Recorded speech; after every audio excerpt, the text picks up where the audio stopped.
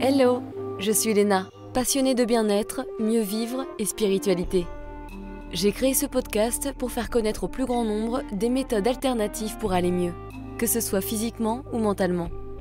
Quels que soient vos problèmes, quelles que soient vos croyances, restons ouverts, restons curieux et testons. Bonjour à tous, et voici la suite de l'épisode sur la fertilité avec Réane Palagui, nutrithérapeute. Bonne écoute! Ok, je comprends. Donc on peut envisager une détox, mais pas systématiquement. En fait, le but finalement, c'est quand même d'aller se faire suivre pour de toute façon peut-être implémenter de nouvelles habitudes, à la fois au niveau des suppléments ou peut-être vérifier certaines choses. Ouais, Et tout à puis, fait. potentiellement faire une détox si on sent qu'on en a besoin, mais pas pendant l'essai actif. Ok. C'est ça. Alors justement, parlons des prises de sang qui sont généralement quand même recommandées avant pour savoir où est-ce qu'on en est, etc. C'est pour connaître nos carences micronutritionnelles ou nos hormones par exemple. Qu'est-ce qu'il faut tester? Oui, alors c'est effectivement intéressant et ça, je pense qu'en général, c'est une discussion à avoir avec son médecin ou sa gynécologue, expliquer qu'on a un projet de grossesse et faire des analyses un peu plus poussées. Alors après, par contre, dans une prise de sang, on ne peut pas tout voir. Il y a souvent ce mythe que une prise de sang permet de tout déceler. Il y a des choses qui vont être utiles effectivement à analyser dans une prise de sang, comme certains marqueurs. Pour la glycémie. Donc, par Ouais. exemple, il y a un marqueur que moi j'aime bien recommander à mes clientes qui est l'hémoglobine glyquée, pardon, qui est utile en fait parce qu'elle va mesurer l'équilibre de la glycémie sur les 3 derniers mois. Donc c'est assez intéressant, parce qu'on parlera un peu plus tard, je pense, de la glycémie et de son impact sur la fertilité. Il y a des choses comme la vitamine D, comme le fer, et puis effectivement comme les hormones. Donc on a souvent des bilans hormonaux qui vont être prescrits aux femmes à certains jours de leur cycle pour voir en fait où est-ce qu'elles en sont en termes de fluctuations hormonales, de quantité, etc. Pour s'assurer qu'il n'y a pas d'insuffisance, qu'il n'y a pas d'excès ou autre. Donc ça, c'est bien à Donc faire quand on veut tomber voilà, enceinte. ça c'est bien à faire. Après, pour ce qui est des carences micronutritionnelles, malheureusement, c'est pas ce qu'il y a de mieux, les prises de sang, parce qu'en fait, on a peu de vitamines, de minéraux en circulation. Alors, on en a pour c'est le cas de la vitamine D, du fer ou autre, mais par exemple, pour donner un exemple tout bête, le magnésium, on n'a que seulement 1% de magnésium en circulation dans le sang. Le reste va être stocké ou alors au sein des cellules. Donc, les prises de sang, voilà, pour ce qui est des carences micronutritionnelles, c'est pas ce qu'il y a de mieux. Il y a d'autres analyses qu'on peut faire Dont les avec des cheveux, du laboratoires coup, privés, c'est ça? notamment, exactement, par exemple. Mais pour les hormones et puis pour la glycémie, pour la thyroïde aussi, on peut faire des analyses assez poussées. Alors, il faudra juste demander plus que seulement la TSH, qui est souvent l'hormone qu'on va voir en fait dans une prise de sang pour la thyroïde. Mais il y a d'autres hormones qui sont plus importantes, comme la T3, la T4, Mm. les anticorps. Donc, c'est des choses aussi à demander. Donc voilà, donc effectivement, c'est une très bonne idée pour les femmes de faire un bilan sanguin plus complet. Et en général, c'est aussi la première chose qu'on fait quand on travaille Ouais. ensemble. Pour faire le point. Voilà, tout à fait. Quelles hormones il faut équilibrer pour que nous ayons plus de chances de tomber enceinte? Oula, toutes. Bah oui, c'est ça, c'est ce que... En fait, ouais. Oui, bah toutes, bah oui, c'est ça. Mais bien sûr! Il y a aucune hormone qui fonctionne en isolation, en fait. Elles sont toutes connectées les unes aux autres. Euh, il y a de nombreuses hormones, en fait, qui font partie de cet équilibre hormonal qu'on essaie d'atteindre pour la fertilité. Après, si je peux en mentionner quelques-unes qui sont quand même les plus importantes, on va Mm. dire, il y a d'abord l'hormone œstrogène et la progestérone, et notamment l'équilibre entre les deux. Donc, juste pour resituer ça dans son contexte, pour celles qui ne connaissent pas, celles et ceux, on a en première partie du cycle, en général, l'œstrogène qui va être produit par le corps pour préparer l'endomètre, pour épaissir cette couverture, cette muqueuse qu'on va avoir dans l'endomètre pour accueillir l'embryon. D'accord? Donc, il faut avoir suffisamment d'œstrogène, pas trop ni trop peu, parce que en fait, il faut un bon équilibre. Mm. Si on en a trop, on va avoir certaines pathologies inflammatoires, ou alors on va avoir une muqueuse utérine qui va être trop épaisse, qui va être pro-inflammatoire, qui va ensuite causer des saignements assez importants avec les règles, etc., très abondantes. Et si on n'en a pas assez, bah, en fait, on va pas avoir de muqueuse suffisamment épaisse, et du coup, une mauvaise implantation aussi de l'embryon. Mm. Donc l'œstrogène est importante en première partie du cycle. Et en deuxième partie du cycle, on a sa copine, la progestérone, qui vient justement équilibrer l'œstrogène, s'assurer qu'il n'y en a pas trop. Et l'objectif de la progestérone, alors comme le nom l'indique, hein, c'est la progestation. C'est vraiment l'hormone de grossesse qui va venir maintenir la grossesse, maintenir en fait cette muqueuse utérine pour s'assurer que l'embryon a le temps de venir s'implanter. Et donc certaines femmes, par exemple, que je vois en consultation, ont parfois une carence en progestérone où en fait elles vont pas avoir suffisamment de progestérone et du coup Fausse couche? en deuxième partie du cycle, voilà, fausse couche précoce ou juste un problème d'implantation qui ne se fait pas parce que l'embryon n'a pas eu le temps de Mm. venir s'implanter sur la muqueuse utérine. Et la progestérone, elle est très importante, c'est vraiment l'une des hormones fondamentales pour la fertilité et elle est produite suite à l'ovulation. C'est pour ça qu'il faut ovuler et il faut avoir une ovulation de bonne qualité avec des ovules de bonne qualité pour avoir suffisamment de progestérone. Ouais. Donc ça, c'est le premier point au niveau hormonal. Le deuxième point qui n'est pas lié aux ovaires à proprement parler, mais plus lié à la thyroïde, ce sont les hormones thyroïdiennes. On n'en a pas trop encore parlé, mais c'est hyper important. Pourquoi? Parce qu'en fait, les hormones thyroïdiennes, c'est un peu les chefs d'orchestre du corps. Alors elles peuvent s'attacher à n'importe quelle cellule dans le corps. En fait, il y a des récepteurs pour les hormones thyroïdiennes partout sur l'organisme, et elles vont en fait gérer ou en tout cas réguler la cadence à laquelle nos cellules vont fonctionner, nos organes vont fonctionner. Donc elles vont avoir un impact sur littéralement tous les systèmes du corps, tous les organes, en partant de la pousse des cheveux, le métabolisme, la régulation de la température, la digestion, etc. C'est vraiment assez, assez Ouais. phénoménal. Et d'un point de vue de fertilité, les hormones thyroïdiennes sont nécessaires justement pour une bonne fonction des ovaires, pour une bonne ovulation, une bonne qualité ovocytaire. Et donc ça, c'est hyper important. Et puis aussi pour la maintenance le maintien pardon, de la grossesse. Donc parfois aussi, on peut avoir des déséquilibres au niveau thyroïdien qui peuvent malheureusement favoriser les fausses couches. Donc ça, c'est aussi important à évaluer. Et puis enfin, si c'est une troisième que je pourrais mentionner, ce serait le cortisol, l'hormone du stress, parce qu'on revient sur cette notion du stress. Et c'est assez intéressant, il y a des études qui ont montré très clairement que le taux de cortisol salivaire, notamment, qui est facile à mesurer parce que Ouais. c'est juste un échantillon de salive. Donc le taux de cortisol, en fait, pouvait corréler avec les taux de fertilité et les taux de grossesse chez une population de femmes. Donc voilà, Ah bah je peux te dire il y que a... moi aujourd'hui je tombe pas enceinte, hein, je te le dis clairement, hein. Vu mon insomnie et mon état. Ah bon, c'est pas le jour, demain peut-être. Ouais non bon c'est pas grave, je suis pas pressée. Enfin bon, je suis pas du jeune âge non plus maintenant, hein, mais comme dirait mon grand-père, ce coup-là ça se tire mon cadet. Ah oui, quand même. Anyway, go back to our talk. Donc voilà, donc ça c'est un peu les hormones principales. Je pourrais en citer plein d'autres, mais selon moi c'est ce que je trouve, ce que je vois en consultation en tout cas, comme étant souvent problématique. Donc l'équilibre œstrogène-progestérone, les hormones thyroïdiennes et le cortisol. Mais alors oui, donc du coup les hormones thyroïdiennes, comme tu l'as dit, c'est important de les faire tester, enfin tu vois, au niveau des prises de sang, T3, T4, anticorps, TSH. Ouais. Mais donc du coup, on peut avoir évidemment, on peut avoir besoin d'une supplémentation. En général, hein, bien sûr, c'est de manière générale. Quels suppléments sont nécessaires pour booster, alors j'aime pas trop ce terme, mais en tout cas pour favoriser notre fertilité. Et qu'est-ce que ça va nous apporter alors? Alors là, c'est tout un sujet. Euh, ça va dépendre bien sûr des déséquilibres qu'on aura identifiés. Et donc c'est tout justement tout l'objet de mon travail en fait et de mon travail de recherche et Bien de sûr. détective en consultation. Mais concrètement, alors, il y a des choses un peu de base que je pourrais recommander, par exemple du magnésium, Ouais. parce qu'on sait que le magnésium est hyper important pour la gestion du stress. Le magnésium joue un rôle dans à peu près 300 processus biochimiques dans le corps. Il est important pour l'ovulation, il est important pour plein plein de choses, pour la thyroïde, etc. Donc le magnésium, je dirais que c'est souvent l'un des premiers que je vais recommander dans le cadre de la fertilité. On peut parfois utiliser des compléments, des multivitamines, pardon, de qualité. Alors pas tous, parce qu'il y en a beaucoup qui sont mal formulés, qui contiennent beaucoup trop de choses ou pas assez, des excipients, etc.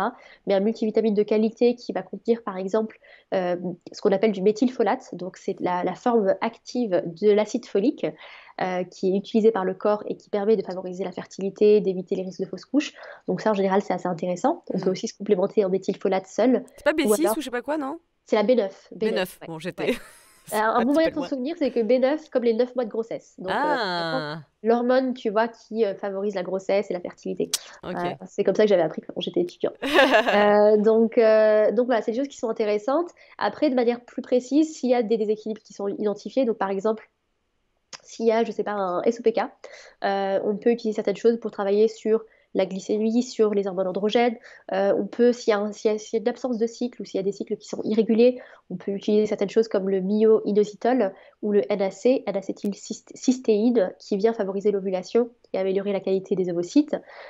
Si la personne est un petit peu âgée, par exemple la femme est un peu âgée, qu'elle a peut-être une qualité des ovocytes qui n'est pas la même Mm. qu'une femme plus jeune, parce que ça c'est une réalité biologique qui est là, hein. On peut utiliser des choses comme le coenzyme Q10, la CoQ10, qui vient favoriser justement la qualité des ovocytes et qui a été utilisé dans de nombreuses études dans le cadre de FIV, de fécondation in vitro, et qui montre des bons résultats pour favoriser les chances de grossesse. Donc voilà, il y a différentes choses. Après, dans tous les cas, c'est toujours voilà, corriger les carences, ça c'est l'essentiel. Donc s'il y a une carence en vitamine D, une carence en magnésium, une carence en zinc, de corriger les carences, c'est la première des choses à faire. Et puis après, de venir moduler, réguler des choses selon les déséquilibres qu'on aura identifiés. Ouais, ouais, ouais. Alors évidemment, on connaît un petit peu aussi ce qu'il faut manger, on commence à le savoir. En tout cas, ceux qui écoutent mon podcast sont sûrement intéressés à quoi mettre dans les assiettes. Mais par exemple, sur quoi faut-il insister? Est-ce qu'il y a des nutriments, vitamines qui sont plus importants? Si on peut faire un petit peu le point. Alors oui, la nutrition, elle a un impact sur la fertilité, ça c'est indéniable, sinon c'est pas mon métier.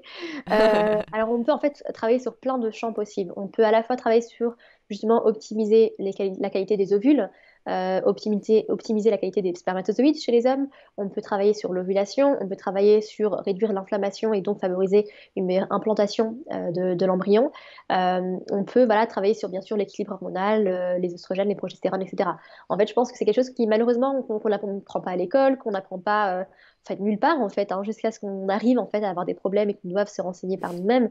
Mais la nutrition, c'est vraiment les ressources, les blocs que votre organisme va utiliser pour produire vos hormones, pour réparer vos tissus, pour tout en fait, littéralement tout. Donc sans ces ressources-là essentielles, forcément le corps va avoir du mal à faire ce qu'il est supposé faire, comme se reproduire ou digérer ou faire ceci, Ah cela. oui, c'est sûr que ton KFC bien huilé avec des oméga 6, etc. Oui, c'est sûr que ça, ton corps n'en a pas Bah, forcément besoin, même s'il faut se faire plaisir. Mais voilà, effectivement, ça paraît logique et c'est beau parce que c'est aussi respecter son corps que de changer son assiette un petit peu, tu vois. ah, tout à fait. Tout à fait. Et puis justement, alors en termes, il y a deux aspects ou deux points clés qui vont être importants pour la fertilité.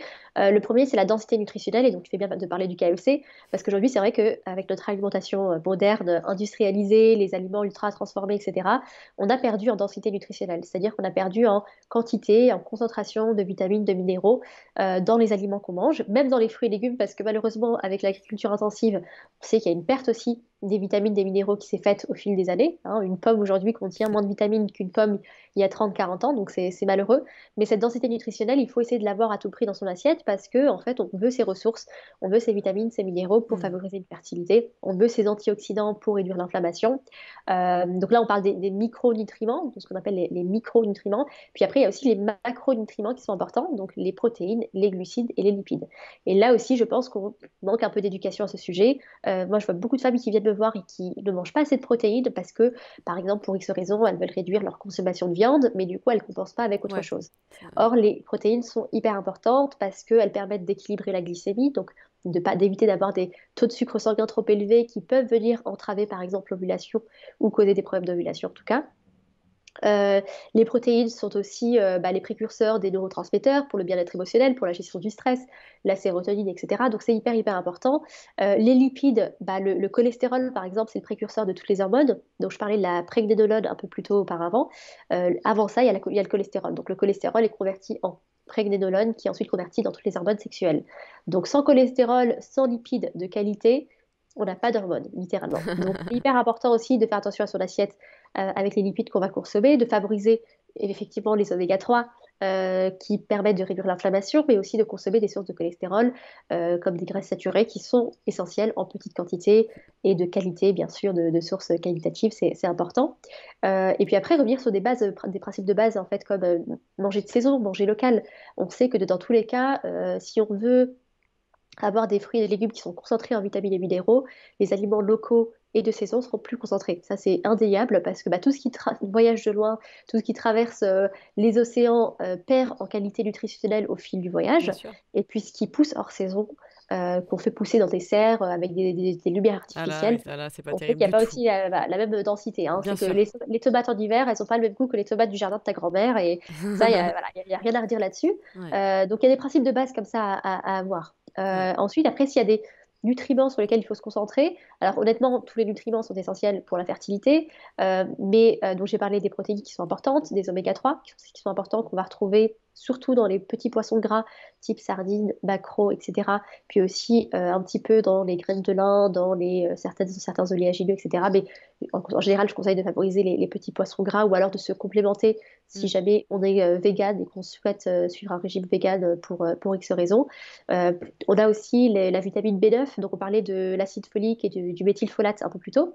Donc juste pour expliquer ça, pour clarifier ça, donc typiquement en général en complémentation dans les pharmacies ou ce qui va être prescrit par les médecins, ça va être de l'acide folique. L'acide folique, c'est une molécule qui est artificielle, qui est chimique, qui n'est pas reconnue comme le corps, qui doit être convertie en fait à travers différentes étapes en méthylfolate, qui est la Mm. forme active de la vitamine B9 que le corps peut utiliser pour la fertilité et différentes choses. Il y a beaucoup de personnes aujourd'hui qui ne peuvent pas faire cette conversion-là. En fait, c'est d'un point de vue génétique. Il y a des personnes qui ont des mutations génétiques qui font qu'elles ne peuvent pas faire cette conversion correctement. Et cette mutation génétique, elle toucherait 30 à 40% des femmes, ce qui est quand même assez Ouais, conséquent. bien sûr. Donc l'acide folique, alors s'il est prescrit par votre médecin, suivez les recommandations, ou alors essayez d'avoir cette conversation avec le médecin, de trouver des articles scientifiques et d'avoir une discussion avec, hein. Mais si vous avez le choix, en tout cas, je recommande le méthylfolate qu'on peut utiliser, qui va être beaucoup plus intéressant et qui d'ailleurs, dans certaines études, montre qu'il peut réduire les risques de fausse couche justement parce que on donne au corps ce dont il a besoin dans une forme qu'il reconnaît et qu'il peut utiliser. Hmm. Et sinon, le folate, on peut le trouver aussi sous forme alimentaire, donc dans certains aliments, dans tout ce qui va être les abats. Alors, c'est un aliment qui n'est pas très Je vais me faire apprécié. un petit foie aujourd'hui. Bah voilà, bah forcément, bah, ils sont très très riches, donc que ce soit des abats de volaille, foie de veau, ce genre de choses, mais aussi dans tout ce qui est légumes verts, donc toute la famille des légumes verts, que ce soit des épinards, des blettes, des brocolis, du chou kale, etc. Ça contient aussi de la vitamine B9. Alors elle est assez sensible à la cuisson Hmm. et elle peut se perdre dans l'eau, donc elle est soluble dans l'eau, donc il faut éviter en général de faire bouillir son brocoli par exemple et plutôt le cuire à la vapeur douce pour éviter de perdre ses nutriments. Donc voilà, ça c'est l'un des nutriments qui est les plus importants pour la fertilité. Ouais. L'autre point qui est important pour l'alimentation, de manière plus générale, et j'en ai parlé un petit peu, c'est la glycémie. J'ai parlé de ça à plusieurs reprises. Pourquoi c'est important? C'est qu'en fait, quand on a une glycémie, donc un taux de sucre sanguin qui est trop élevé, trop bas, qui fait un peu les montagnes russes tout au long de la journée, à monter, descendre, ça va causer en fait un stress physiologique au niveau de l'organisme et ça va causer des problèmes de l'ovulation. Donc Ouais. typiquement, par exemple, les troubles de la glycémie, on les trouve beaucoup dans le cadre du SOPK, du syndrome des ovaires polykystiques, avec des femmes qui ont des troubles de la glycémie, parfois qui ont même du diabète. Et ça vient en fait entraver l'ovulation et donc aggraver aussi, entraver l'ovulation et aggraver l'inflammation. Donc il y a deux aspects qu'on ne veut pas voir en fait dans le cadre Hmm. de la fertilité. Et là, ce que je recommande pour éviter ça, c'est de stabiliser sa glycémie en ayant justement dans son assiette les trois composants, les trois macronutriments, protéines, glucides et lipides. Quand on a une grande assiette avec remplie de pâtes, avec un petit peu de sauce sur le dessus, bah là on a beaucoup de glucides et trop de glucides d'un coup, ça vient justement élever la glycémie et créer une chute tout de suite après, ce qui n'est pas favorable. Alors qu'on veut venir justement équilibrer les glucides avec des protéines, des légumes, des fibres pour ralentir la digestion des glucides et ralentir la libération du sucre dans le sang. Et ça, c'est ce qu'il y a de mieux pour favoriser l'ovulation et favoriser une bonne fertilité. Et moi, je le vois très concrètement avec mes clientes qui souffrent par exemple de SOPK, que ça fait une différence qui est assez drastique et Ouais. assez importante. Donc, Ouais. donc voilà, on va aussi éviter par exemple de sauter des repas. Alors je sais qu'il y a un peu la mode du jeûne intermittent, par exemple, qui a été popularisé avec les réseaux sociaux, avec Internet, qui peut être bien dans certains cas, qui est bien souvent pour les hommes, et qui souvent les études sur le jeûne intermittent sont faites par des hommes pour des hommes, mais le corps de la femme biologiquement est différent, et dans un cadre de fertilité, de préconception, on veut faire d'autant plus attention à ça. Parce qu'en fait, quand on saute des repas, alors, on peut se sentir bien sur le niveau digestif, etc., se sentir légère parce que bah, forcément, on n'est pas en train de digérer. Mais le corps peut parfois percevoir ça comme une source de stress parce qu'il se dit, bah, mince, j'ai pas d'aliments, j'ai pas d'apport nutritionnel, donc je suis en mode survie, il y a la famine, tu vois, il Hmm. commence à paniquer et ça peut créer du stress et élever le cortisol et causer des problèmes. À voir Donc, donc. Ouais. au contraire, on veut en fait rassurer le corps autant que possible et lui apporter une alimentation régulière avec des repas réguliers, en suivant bien sûr un peu son intuition et son appétit, mais en tout cas en évitant de sauter des repas dans le cadre, encore une fois, je parle de la fertilité. Hmm. Ouais. Alors tous ces conseils qui sont super pour le coup, est-ce que tu penses qu'ils peuvent augmenter la qualité de nos œufs ou est-ce qu'il y a d'autres moyens? Oui, alors, comme je le disais, on est né avec un certain nombre de follicules, d'accord, à la naissance. Ces follicules ensuite passent par différentes étapes pendant 3 mois pour arriver à un ovule mature qui puisse ensuite être fertilisé. Donc, les follicules, ils sont là, quoi qu'on fasse, hein, ils restent là, et puis c'est plus la vieillesse en fait qui va affecter leur quantité, etc. au fil des années. On perd une bonne portion de nos follicules, en fait, même dans l'enfance et dans l'adolescence, c'est naturel. Par contre, effectivement, on peut jouer sur la maturation des ovules et faire en sorte que les ovules soient de bonne qualité une fois qu'ils sont matures. Et ça, l'alimentation va avoir un impact là-dessus, à travers à la fois le statut en nutriments, parce que je le disais, les nutriments, c'est des ressources et des blocs qui sont utilisés Ouais. par l'organisme pour tous les processus. Donc, le statut nutritionnel de la personne va jouer un rôle là-dessus, mais aussi en travaillant sur l'équilibre hormonal, d'accord? Parce qu'il faut avoir un bon équilibre hormonal pour avoir une bonne maturation des ovules et une bonne qualité ovocytaire. Et donc, oui, il y a beaucoup de choses à faire. Et en général, ça va passer par à la fois l'alimentation, l'hygiène de vie et quand nécessaire aussi une supplémentation. Et d'ailleurs, il y a des études sur le sujet qui montrent que de se supplémenter en telle ou telle vitamine ou minéraux peut améliorer la qualité des ovocytes. Donc c'est quelque chose qui est vraiment tangible et qui est réel. Tout à fait. Super, c'est génial. On a au moins un petit peu de contrôle là-dessus et ça, je trouve ça super. On peut aider à encourager le corps, quoi. On sait que le sport est indispensable pour une bonne hygiène de vie, ça semble logique, mais parfois c'est vrai qu'on en fait trop, hein, on a envie de perdre du poids ou d'avoir plus de muscles. En quoi l'excès d'exercice physique peut s'avérer mauvais pour la fertilité et comment le reconnaître? Alors, bonne question, parce qu'effectivement, c'est le cas de beaucoup de personnes qui, en fait, sont soit dans un extrême ou dans un autre. Soit ne Ouais. font aucun sport et ont un mode de vie sédentaire, et dans ce cas-là, effectivement, c'est mauvais, parce qu'on va avoir une mauvaise circulation sanguine, parce qu'on va peut-être être en surpoids, ou parce que, voilà, il y a différentes raisons. Et l'excès de sport est également très néfaste, surtout pour les femmes, parce que, en fait, ça peut parfois être perçu comme une source de stress par l'organisme. En fait, quand on vient solliciter le corps avec des séances de sport trop intenses, trop fréquentes ou trop longues, le corps, alors selon les personnes bien sûr, hein, mais si on est déjà un peu stressé, ce qui est un peu le cas de tout le monde aujourd'hui dans notre société moderne, clairement ça va venir en fait aggraver ça et être perçu, avoir tous les effets délétères du stress dont on parlait auparavant, c'est-à-dire augmenter le cortisol, réduire la production de certaines hormones, affecter l'ovulation notamment. Et ça, Mm. c'est quelque chose qui est hyper flagrant parce que j'ai déjà eu des femmes en consultation très très sportives qui en faisaient beaucoup et en fait qui avaient une absence par exemple de cycle, une absence Ouais. d'ovulation et avec qui, en fait, en réduisant leur séance de sport et en adaptant en fait leur séance de sport aussi à leur cycle menstruel, ce qui est aussi intéressant à faire, avaient pu retrouver de l'ovulation, voire tomber enceinte. J'ai un cas en tête précis de début d'année pour qui ça a bien marché. Donc, effectivement, c'est quelque chose qui est assez réel. Ouais, ouais, ouais. Et donc tu le reconnais par des signaux comme par exemple ça peut être effectivement de la fatigue, de l'irritabilité, plus de stress, un manque de règles régulières, ce genre de choses. Voilà, tout à Et puis fait. le Et puis fait de ne pas parfois, on tomber peut faire enceinte, voilà, peut-être. et le fait de ne pas tomber enceinte tout simplement, et puis le fait parfois de faire des analyses, où on va voir qu'effectivement leur taux de cortisol est Ouais. assez élevé, ce genre de choses-là. Et c'est pas facile parce que c'est souvent des femmes qui sont attachées en fait à leur sport, à leur Ouais. pratique sportive, c'est des choses qui leur fait du bien mentalement, émotionnellement, donc l'idée c'est de trouver un équilibre en fait, de se dire ok de quoi j'ai envie, de quoi mon corps a besoin et comment je peux trouver un équilibre entre les deux Ouais. pour que ma pratique sportive ne soit pas délétère à ma fertilité, parce que dans ce cas-là c'est pas une bonne chose. Ouais. Euh, Je comprends. Mais c'est ça qui est beau. Quelque part, je pense que si tu fais trop de sport, c'est-à-dire que si ton corps te manifeste que tu fais trop de sport par différents symptômes, c'est que quelque part, peut-être que dans ta tête, c'est pas non plus, tu vois, c'est peut-être une recherche de contrôle et il y a peut-être une autre raison. Alors que quand tu es en harmonie avec toi-même, je pense que le sport que tu fais, l'envie que tu as de faire du sport est assez équilibrée par rapport aux besoins de ton corps. Donc c'est aussi finalement revenir un petit peu à, encore une fois cette connexion du corps parce ouais, que c'est vrai que moi je me souviens je faisais beaucoup trop de sport, j'étais complètement stressée et tout et en plus j'avais des symptômes de fatigue, j'avais même plus envie de faire du sport mais mon mental était vraiment sur le dessus tu vois. d'accord. Et maintenant voilà j'ai trouvé mon équilibre et je sens que j'en ai envie, je sens que mon corps il va bien, il est pas stressé, enfin je me sens bien alors qu'avant c'était quand même différent, j'avais d'autres symptômes donc c'est vrai que voilà c'est si c'est possible d'en faire trop et je pense que ça dans nos sociétés ça arrive même souvent parce qu'on veut être parfaite, parce que ça nous fait apparemment du Ouais. bien, parce effectivement sur le coup on a moins de stress mais peut-être qu'on a plus de stress au final, tu vois. Oui, non, vraiment une histoire d'équilibre en fait. Et cet équilibre-là, il va être propre à chaque personne, propre à chaque sensibilité. Il y a des personnes qui sont plus stressées que d'autres. Ouais. Après, je pense que c'est aussi un truc qui existe dans notre société moderne parce qu'on a cette. En fait, on part d'un extrême à un autre. Tu vois, on passe beaucoup de temps assis. Hein, on dit que sitting is the new smoking. En anglais, on dit. Mm. Donc, on passe beaucoup de temps assis. On a un mode de vie quand même qui est sédentaire la plupart du temps pendant la journée. Et souvent, on a envie de compenser le soir ou le matin Ouais. avec des séances de sport hyper intenses. Mais passer d'un extrême à un autre comme ça, c'est pas sain. Si on regarde, par exemple, moi, je suis fascinée par tout ce qui touche aux traditions anciennes, etc. Et je m'intéresse beaucoup, par exemple, aux zones bleues. Je ne sais pas si tu connais, c'est les zones bleues, Mm. hein, les zones dans le monde dans lesquelles il y a énormément de centenaires en bonne santé. Et eux, ce qu'ils font, en fait, c'est qu'ils sont actifs tout au long de la journée. Ils sont pas comme ça, assis toute la journée pendant 8 heures, assis à l'ordinateur à ne pas bouger, et hop, ils vont à la salle de sport et ils se fatiguent Ouais. pendant 2 heures. Ils sont juste actifs tout au long de la journée par des choses du quotidien, le ménage, le jardinage, les promenades avec les amis, aller au café du coin, revenir. Et en fait, c'est ce mode de vie-là, cette pratique sportive-là qui est la plus saine, en fait, c'est de Ouais. bouger son corps.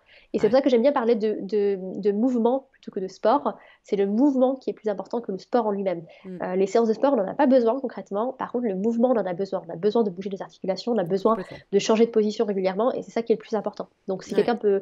si vous pouvez faire ouais, des changements à ce niveau-là, je pense que ça peut être que bénéfique. Après, c'est plus difficile, c'est vrai, mais Ouais. c'est plus bénéfique sur le long terme. Ouais. Alors, on a parlé tout au long des femmes, évidemment, c'est ta spécialisation. Mais qu'en est-il des hommes? Quels sont les facteurs d'infertilité chez eux? Il me semble qu'ils sont autant concernés par l'infertilité que les femmes. Alors, si on peut en parler un petit peu, dis-nous. Ouais, non, c'est un sujet qui est intéressant. Alors effectivement, ils sont tout aussi concernés, mais souvent ils ne le ressentent pas en fait. Moi, je consulte effectivement beaucoup de femmes, hein. Je travaille avec quelques hommes, mais c'est plutôt rare. Mes accompagnements, c'est surtout auprès des femmes, et je le vois souvent. J'ai des femmes qui viennent me voir avec plein d'analyses qu'elles ont faites. Elles ont fait des échographies, elles ont fait des IRM, elles ont fait des choses, etc. Et quand je pose la question sur leur compagnon, bah, ah bah non, il n'a rien fait, pas pour tout de suite, ou alors il veut attendre, etc. Et donc, je pense qu'il y a encore un peu cette image ou cette idée que la fertilité ne concerne que la femme. Ouais. Parce que, bon, effectivement, c'est dans le corps de la femme qu'a lieu toute la magie, le miracle, hein, de la vie. Donc, effectivement, c'est quelque chose qui est assez important. Mais bah, le bagage génétique du futur bébé, hein, il va être composé à 50% des gènes de son papa. Donc, il y a son importance aussi. Et on le sait, il y a une vraie crise de la fertilité aujourd'hui dans le monde, notamment par rapport à la concentration, à la morphologie, la motilité des spermatozoïdes. J'avais lu des chiffres, je crois que sur ces 40 dernières années, la qualité des spermatozoïdes a baissé de 60% chez les Ouais, hommes. c'est assez impressionnant. C'est-à-dire que notre grand-père, par exemple, par rapport à Ouais. nos conjoints, eh ben, voilà, la qualité des spermatozoïdes, du taux des spermatozoïdes de nos grands-pères eh ben, était mieux que celle de nos C'est hommes maintenant à impressionnant, hein. 30-40 ans. Ouais. En 40 ans, c'est Ouais, rien. Et à 60%. Donc, dans 10-20 ans, qu'est-ce que ça va être? c'est ça. Donc, il y a une vraie crise. C'est un vrai sujet de société. Les gouvernements se penchent sur la question, essaient de trouver des plans, etc., pour augmenter la fertilité et pallier à ça. Donc, il y a un vrai problème. Et en fait, donc ta question, c'était quoi? C'était quels sont les facteurs d'infertilité chez eux? Oui, Du coup, s'il y le a des premier petites choses, facteur, tu sais, par ouais. exemple, voilà, ils sont autant concernés, mais quels sont les facteurs? Oui, oui, c'est bien ça, ouais, pardon. Alors, il y a des facteurs donc, liés donc, à la qualité des spermatozoïdes, et souvent, là, ça va être d'un point de vue à la fois d'hygiène de vie et d'alimentation. Donc on sait que tout ce qui va être tabagisme, la consommation d'alcool trop fréquente, les fluctuations de la glycémie, donc des diabètes qui ne sont pas gérés ou pas diagnostiqués chez les hommes, ça peut affecter la qualité des spermatozoïdes. Les carences nutritionnelles, parce que bah, pour produire des spermatozoïdes, c'est des millions, hein, de spermatozoïdes C'est qui clair. sont produits chaque jour. Et en fait, il faut énormément de ressources. Il y a du zinc, du sélénium, de la CoQ10, il y a plein de choses comme ça qui sont nécessaires à une bonne qualité des spermatozoïdes, sachant que les spermatozoïdes pardon, sont très sensibles, par exemple, à l'inflammation et au stress oxydatif. Donc, tout facteur inflammatoire en fait, dans le corps de Ouais, chez ouais. l'homme va favoriser une baisse de la quantité et la concentration des spermatozoïdes. Donc, ça peut être des maladies inflammatoires des articulations hautes, ça peut être une inflammation digestive, d'où on parlait de la maladie cœliaque qui est aussi présente chez les hommes et qui peut aussi causer des problèmes au niveau des spermatozoïdes chez les hommes. Ça peut être un surpoids, ça peut être bah, là aussi, on peut parler de stress trop intense, pardon, d'exercice physique trop intense, qui Ouais. peut Et aussi de stress affecter, aussi trop intense. voilà, et de stress également. D'ailleurs, il y a des études sur le sujet du stress et des spermatozoïdes, donc il y a un lien aussi qui est fait entre les deux. Les autres choses qui vont avoir un impact sur les spermatozoïdes, c'est les sources de chaleur. Donc Ouais. en fait, c'est pas pour rien que les testicules sont présentes à l'extérieur du corps et pas à l'intérieur. C'est pour garder justement les spermatozoïdes à une température un peu plus basse que la température corporelle. Le petit Parce frigo. que, voilà, exactement, parce que les spermatozoïdes sont sensibles à la chaleur et Ouais. vont être tués ou en tout cas affectés par toute source de chaleur. Donc là, encore une fois, on parle des ondes électromagnétiques, par exemple. Donc réduire les téléphones, éviter les téléphones dans les poches, ce que beaucoup d'hommes Ah oui, c'est font. clair. Éviter l'ordinateur portable sur les genoux, mais aussi, par exemple, vraiment la chaleur qui va être causée par des éléments externes. Par exemple, on a remarqué que les hommes, les chefs cuistots, les hommes, les boulangers qui sont exposés en fait à beaucoup de chaleur au niveau de leur partie génitale, avec les plaques de cuisson, les fours, etc., avaient des taux de spermatozoïdes plus bas. Hmm. Donc, c'est important aussi de réduire ça. Pareil pour bah, tout ce qui va être caleçon, pantalon très serré, qui vont venir causer de la friction et causer de la chaleur et éviter, en fait, empêcher à l'air de circuler et à température de pouvoir se réguler toute seule. Donc, c'est des choses comme ça qu'on peut mettre en place pour favoriser la fertilité chez les hommes. Après, il y a des troubles plus spécifiques qui touchent les hommes. Il y a des maladies très spécifiques Hmm. qui touchent les testicules, des pathologies plutôt d'ordre génétique. Il y a des infections. Alors, on n'a pas parlé, mais des infections sexuelles, par exemple, des maladies sexuelles qu'on peut transmettre, en fait, bah, que ce soit l'homme ou la femme, et qui peuvent, chez l'homme et la femme, causer aussi des problèmes au niveau des spermatozoïdes ou de la fertilité chez les femmes. Donc, voilà, il y a pas mal de choses Ouais. à mettre en place également. Mais clairement, et j'insiste, s'il y a des hommes qui nous écoutent, de prendre en compte ça, parce que c'est 50% quand même de la fertilité. Et tu sais, on parlait, par exemple, des fausses couches un peu plus tôt. Les fausses couches peuvent aussi être causées par un défaut au niveau de l'ADN, par exemple, des Ouais. spermatozoïdes, parce que les spermatozoïdes, comme je disais, hein, les gènes du papa, c'est 50%. Donc, si les gènes ne sont pas corrects, s'il y a ce qu'on appelle de la fragmentation de l'ADN dans les spermatozoïdes, donc des spermatozoïdes qui sont pas sains, ils vont avoir du mal, en fait, ou en tout cas, le corps de la femme peut les rejeter pour éviter d'avoir un embryon ou un fœtus qui soit malade, tout simplement. Ouais. Donc c'est important, surtout que quand on parle d'infertilité depuis tout à l'heure, mais juste pour restituer ça dans son contexte, on estime qu'à peu près 30% des cas d'infertilité sont d'origine féminine, 30% d'origine masculine, 30% liés aux deux, et ensuite le reste, c'est d'origine inconnue. Ouais, ouais, donc Donc, c'est pas que les femmes, hein. c'est pas, c'est moitié-moitié. C'est Ouais. vraiment moitié-moitié. Là, il y a aucun doute là-dessus. Et donc évidemment, tous les conseils que tu as cités tout au long de l'épisode sont valables pour les hommes. L'équilibre de la glycémie, Les la densité protéines. nutritionnelle, les protéines, réduire l'inflammation, travailler sur toute cause sous-jacente en fait qui viendrait aussi entraver tout ça, et puis tout ce qui est exposition aux perturbateurs endocriniens, qui d'ailleurs chez les hommes aussi vient causer des problèmes parce que ça vient causer des dérèglements hormonaux. Mm. Les hommes peuvent avoir un excès d'œstrogène, ce qu'ils ne sont pas censés avoir parce que l'œstrogène étant une hormone plutôt féminine, ils sont censés en avoir un tout petit peu, mais l'exposition à ces perturbateurs-là au quotidien peut en fait dérégler leur propre hormone en fait et leur testostérone et leur oestrogène et donc causer des dérèglements aussi à ce niveau-là. Donc effectivement, et puis pareil chez eux pour ce qui est de la complémentation. Alors je parlais de la coenzyme Q10, le CoQ10 qui est assez intéressant pour Mm. les femmes pour la qualité ovocitaire. C'est aussi très intéressant pour améliorer la qualité des spermatozoïdes. Ensuite, souvent on va retrouver par exemple le zinc et le sélénium qui sont très intéressants pour la production, l'équilibre de la testostérone et la qualité des spermatozoïdes et la quantité. On retrouve aussi des choses comme la carnitine. Enfin, il y a différentes choses. Le méthylfolate qui est aussi intéressant. Alors souvent on parle de l'acide folique pour les femmes en préparation à la grossesse, mais il est aussi important chez les hommes, notamment pour protéger l'ADN. Donc le méthylfolate sous forme active, la B9 sous forme active est intéressante pour les hommes aussi pour protéger l'ADN de leurs petits spermatozoïdes. Ah, c'est marrant ça. D'accord. Ok. Super. Très Ouais. intéressant. Bon, bah, il va falloir un petit peu rap. Alors, on va faire un petit Ouais. jeu rapide de questions-réponses. Ah. L'idée, c'est de répondre rapidement à une petite série de questions. Quel livre t'a beaucoup marqué sur le sujet ou pas? Bref, de ce qui te vient. Sur le sujet ou pas, Comme tu t'as le dit, hein. sens, ce qui te vient. Alors, un livre qui m'a beaucoup marqué, je dirais Le Monde de Sophie. Je ne sais pas si tu connais, c'est un Non. livre que j'ai lu quand j'étais adolescente et c'est un peu un livre chouchou sur lequel j'aime bien revenir de temps en temps. Pourquoi ça Et t'a marqué?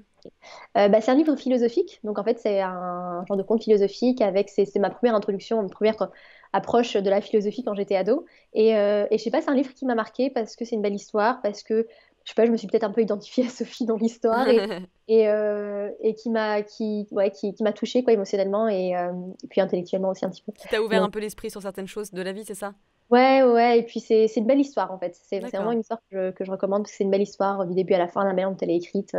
Je sais pas, c'est quelque chose voilà, que je garde sur ma bibliothèque et que je relis de temps en temps, tu vois, qui est Ouais. assez, voilà, que j'aime beaucoup. Une astuce efficace pour être en meilleure santé. Une seule.